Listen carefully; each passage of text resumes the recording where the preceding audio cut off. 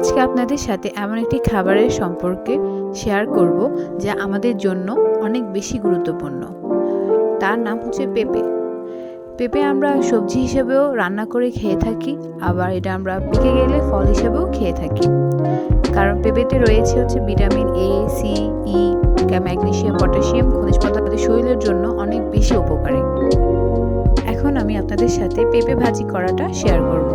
পেঁপে ভাজির জন্য আমি প্রথমেই এখানে সরিষার তেল নিয়ে নিলাম, পেঁয়াজ পরিমাণ মতো, রসুন বাটা, হলুদের গুঁড়া পরিমাণ মতো, মরিচের গুঁড়া, জিরা গুঁড়া দিয়ে দিলাম। দেওয়ার পরে এখানে আমি পেঁপে দিয়ে দিলাম। মশলার সাথে ভালো করে মিক্স করে নিলাম। মিক্স করার পরে আমি একটু পরিমাণে পানি দিয়ে দিই।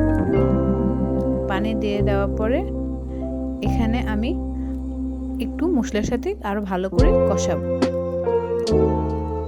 দেন আবারও পুনরায় পানি দিয়ে দিলাম পরিমাণ মতো, যতটুকু দরকার। আর পানি দিয়ে দেওয়ার পরে পানিটা যখন কমে আসবে একটু, তখন আমি এখানে ধনেপাতা আর কাঁচা মরিচ দিয়ে দিব পরিমাণ মতো, যতটুকু দরকার হবে। আর এভাবে আমার তৈরি হয়ে যাবে মজাদার পেঁপে ভাজি। আপনাদের কাছে কেমন লেগেছে আমার এই পেঁপে ভাজিটা? আপনারা প্লিজ আমার সাথে শেয়ার করবেন। Thank you.